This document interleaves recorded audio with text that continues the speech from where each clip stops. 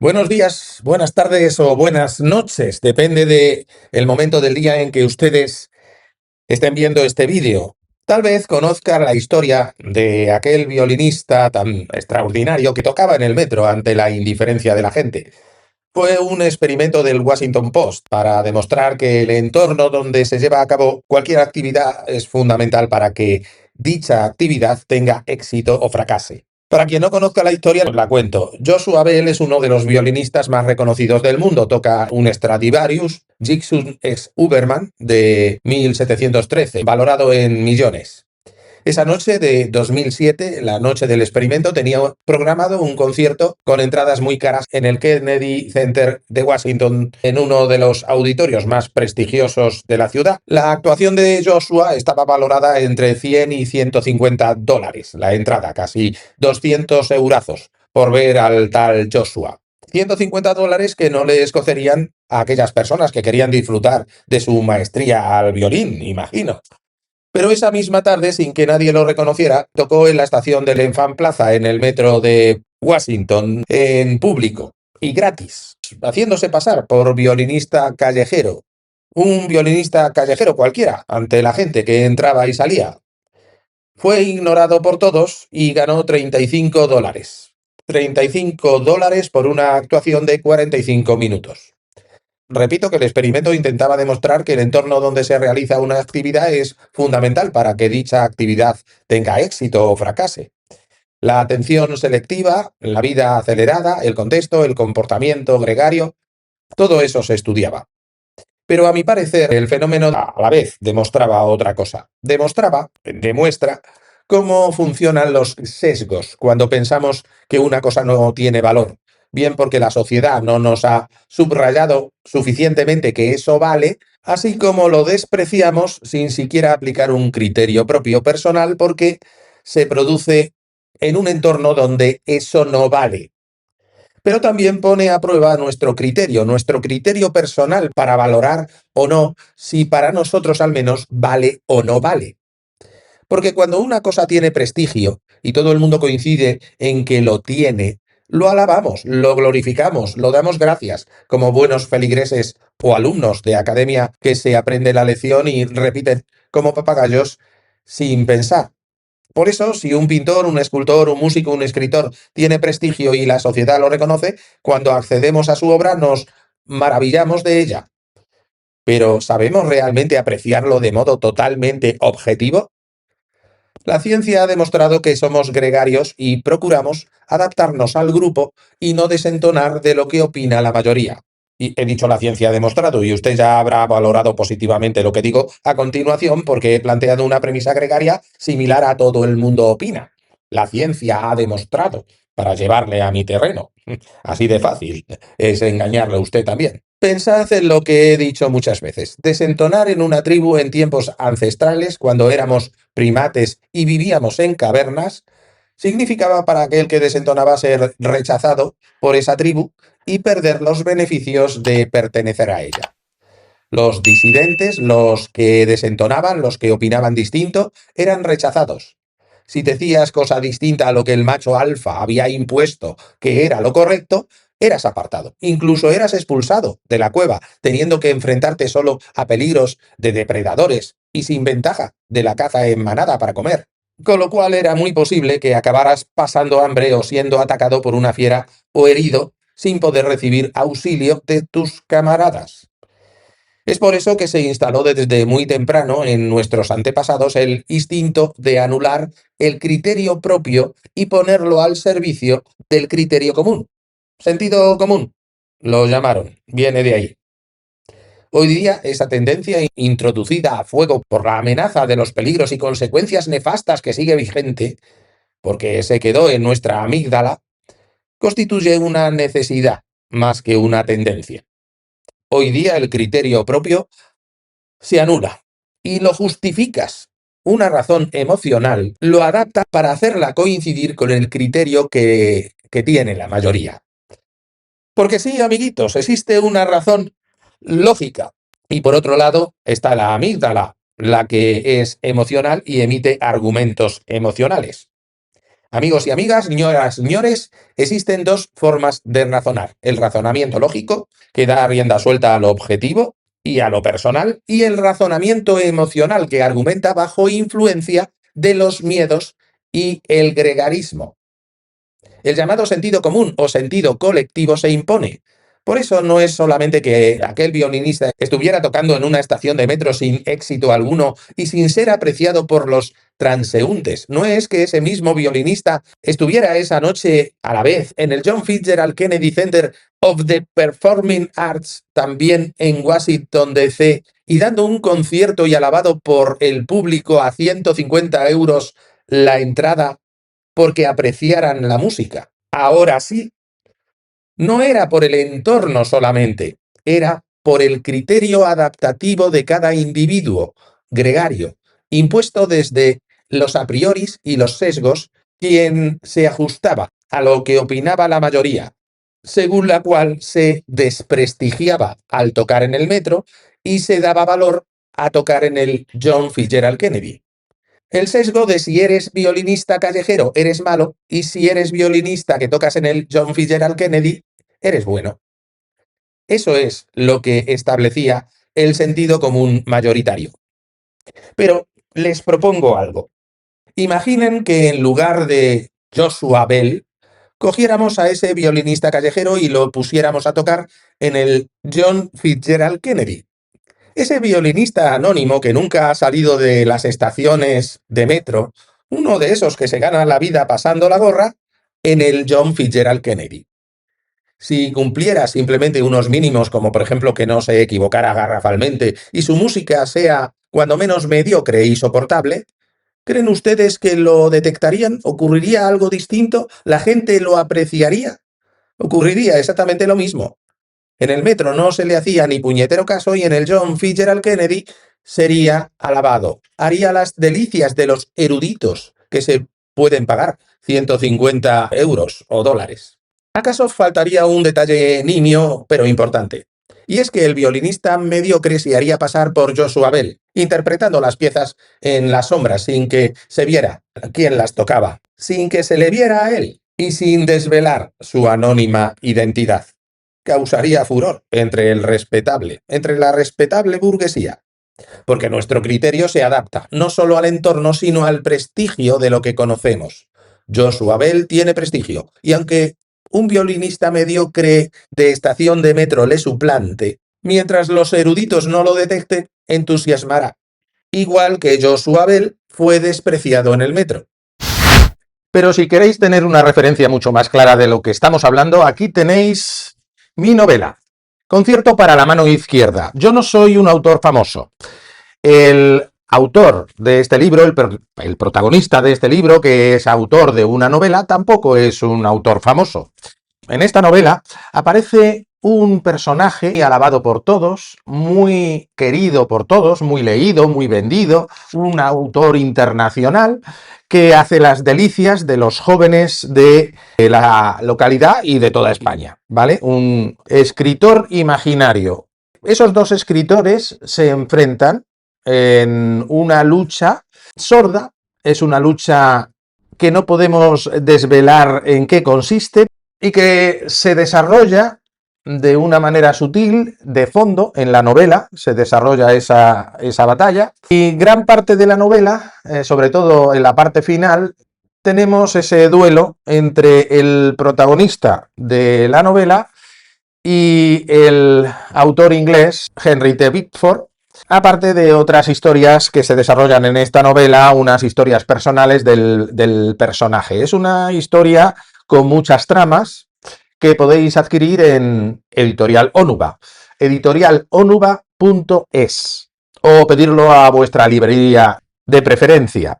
Concierto para la mano izquierda, por cierto, se titula Concierto para la mano izquierda, Accesit al Premio Onuba 2022, publicado por Editorial Onuba.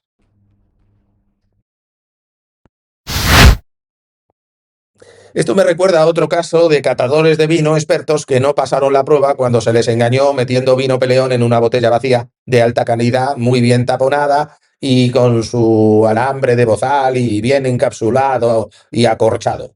O sea, cerradita la botella.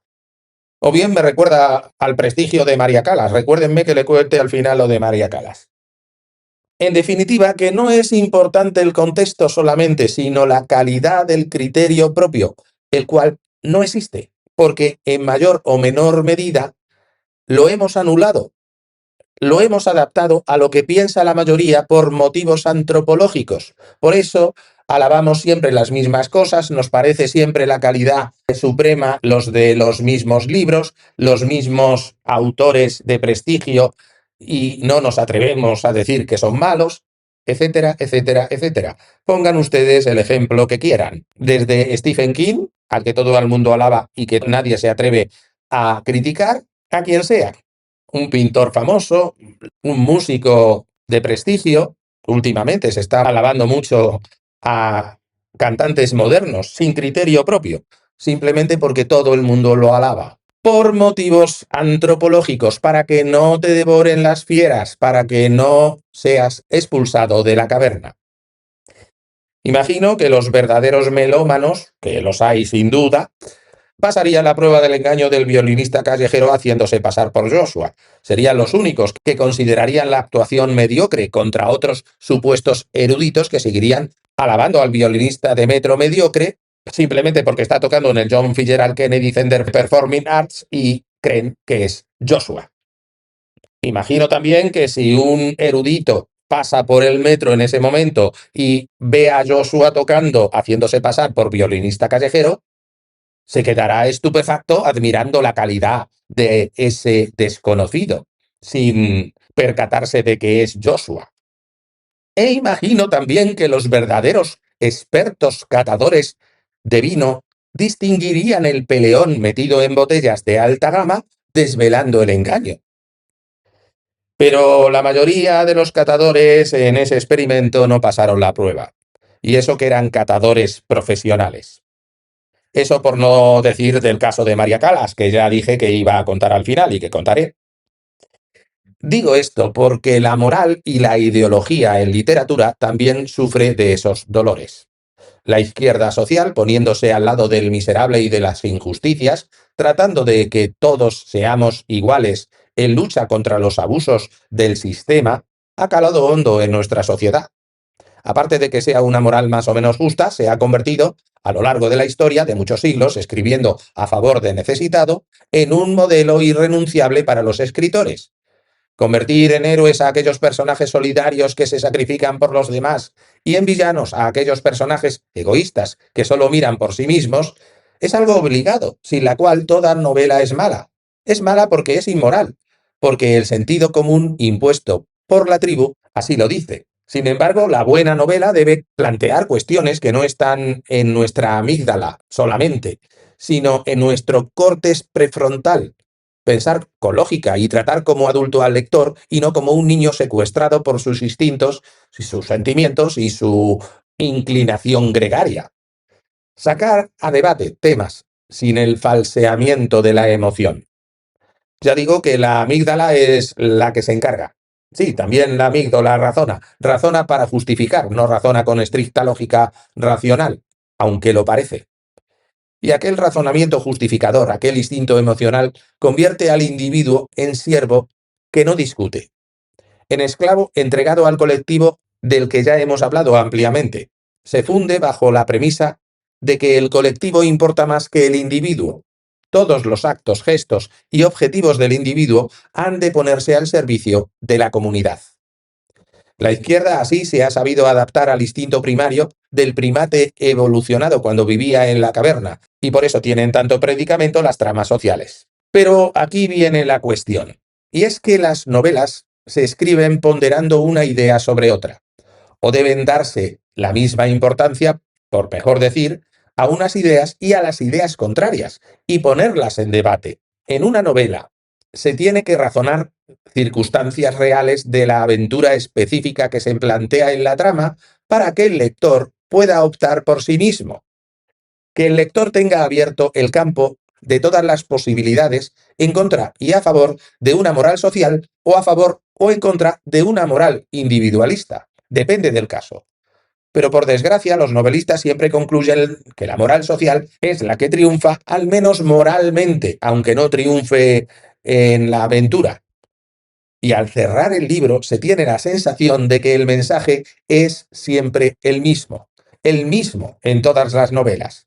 Los actos generosos hacia el otro o hacia el colectivo triunfan de uno u otro modo, y el aspecto individualista y por tanto egoísta de la obra queda como cagancho en Murcia, porque siempre se asocia el individualismo al egoísmo, cuando no debería ser así. Y siempre se asocia el desprendimiento y mirar por el otro a lo correcto, cuando no siempre es así. O al menos, para hacer una novela interesante, no debería ser siempre así. No solo debería ser interesante en la aventura que viven los personajes, sino también en la orientación moral del mensaje de fondo. Porque si el mensaje de fondo siempre es el mismo, una novela tras otra, sin fisuras, si el personaje individualista no tiene algo bueno, ni tampoco el generoso social tiene algo malo, la novela carece de dudas morales y de suficientes aristas en los personajes que los dé volumen, que hagan que cada uno de ellos tenga luces y sombras. Y los lectores que no solo leen novela para que le cuenten un cuento, sino para tener otra visión del mundo, siempre tendrán la misma visión, la visión de la moral impuesta por la tribu. Saber a qué te enfrentas en una novela donde al final, de uno u otro modo, sacarás la conclusión de que el generoso es bueno, ser generoso es lo correcto y ser individualista es lo incorrecto, hace que en la página 1 ya te esperes el resultado y te desanimes. Porque todas las novelas son así, y si el género narrativo, novela, cuento, teatro, tal como fue concebido, no solo tiene la misión de entretener, sino de educar y conseguir que el lector piense más allá de cualquier a priori moral y saque sus propias conclusiones, este objetivo se incumple. Aunque el cuento en general, la narrativa en realidad siempre ha tenido como objetivo principal o único servir como arma para la transmisión de ejemplos moralizantes e ideas de la tribu, antes que para fomentar el pensamiento libre, y sigue sintiéndose como un arma de manipulación y control social hoy día. El poder no va a renunciar al relato, sea del signo que sea. Antes bien caeremos en lo que siempre se ha dicho de forma negativa de la novela, que no aporta nada y se centra en blancos puros y negros puros. Porque el primate evolucionado no contempla la posibilidad de salirse de lo establecido y pensar al margen por su cuenta, porque en esto se la juega el novelista si se sale de lo moralmente correcto. Mientras que la apreciación por la música del violinista, del vino de colección o de autor, pueden ser causa de que te miren mal si te desvías y niegas la mayor, escribir una obra donde se ponga en cuestión la obligación del individuo para con la tribu en otros campos más conflictivos, como el poder o la política, es peligroso. Ni siquiera se duda mínimamente de esta verdad establecida e incuestionable, sobre todo cuando se mete por medio la política y mucho más la política electoral, que es un asunto que tiene más que ver con la ambición de los poderosos que con la ideología. Entonces ya te puedes preparar porque van a arremeter contra ti, porque les has dado en la línea de flotación y como poco te condenarán al ostracismo, en el mejor de los casos, si disientes. Así se comporta el macho alfa. De hecho, muchos escritores caen en esa trampa y acaban convencidos de ese sentido común impuesto sin darse cuenta de su propio gregarismo y percibiéndolo como criterio propio. Ese criterio colectivo anula, en mayor o menor medida, cualquier duda o pensamiento personal que lo contradiga, llegando a darse casos espeluznantes de fanatismo social, dando como resultado verdaderos panfletos propagandísticos, en lugar de novelas que despiertan el juicio crítico del lector. Y ahora abordaré esa cuestión que dejaba para el final, la anécdota de María Callas. María Callas fue una cantante muy prestigiosa y ensalzada como una gran voz durante mucho tiempo, en su tiempo. Muchos así la consideran y la siguen considerando, de tal modo que a menudo muchos melómanos compran grabaciones suyas en CD o se las descargan de las plataformas de música para disfrutar de su voz. Es una costumbre y lo he visto hacer muchas veces. En cantidad de ocasiones, aficionados a la ópera disfrutan de María Callas interpretando Norma de Bellini o cualquier pieza que grabara en su día. No había reparado en ello, para mí era una cosa que no tenía ni vuelta de hoja. Pero como soy curioso y como de todo, un día me saltó en YouTube una rareza acerca de las grabaciones de discos en vinilo que se hacían en tiempos de la Calas. En aquel vídeo se decía que esas grabaciones eran imperfectas, los niveles de agudos estaban muy saturados y lo que se grababa por aquel entonces distorsionaba la voz original, que no correspondía a la voz real de quien grababa. Y si se fijan, las grabaciones antiguas se distinguen perfectamente por esa voz metálica, distorsionada por saturación, de cantantes y locutores. No es como ahora, que incluso puede salir uno cualquiera con una fidelidad absoluta, incluso yo diría mejor que el original, gracias al autotune. De tal modo que podríamos decir que María Callas no es María Callas en los discos. En realidad, ¿cómo cantaba María Callas? ¿Cuál era su voz real? Su voz auténtica. No lo sabemos. Son cosas que hemos perdido, porque las grabaciones falsean el original, lo pervierten, lo estropean, lo empeoran. Por eso resulta patético ver cómo un melómano disfruta de esos discos que solo registran frecuencias entre aproximadamente 300 y 3000 MHz, dejando fuera graves y agudos. Sí, a pesar de ello, te puedes encontrar hoy día a eruditos que desconocen este particular sobre las técnicas de grabación y sollozan emocionados ante la bella voz de la Callas, grabada con micrófonos de carbón llenos de ruido, de baja calidad, de baja sensibilidad. Una voz distorsionada, con chasquidos, con ruidos de arrastre, con resonancia, pero ellos lo juzgan como una voz exquisita. Cosas de la amígdala, hermanos. Hasta otro vídeo. Encuentra este artículo y otros más en mi web, blog literario Lluvia en el Mar, de Moisés de las Heras. Y respecto a este vídeo y respecto a mi web, blog literario Lluvia en el Mar, donde también te puedes suscribir, pues suscríbete, dale like y haz cualquiera de esas cosas que se suelen hacer en estos casos. Sígueme de cualquier forma o haz algún comentario, que los comentarios suben el algoritmo.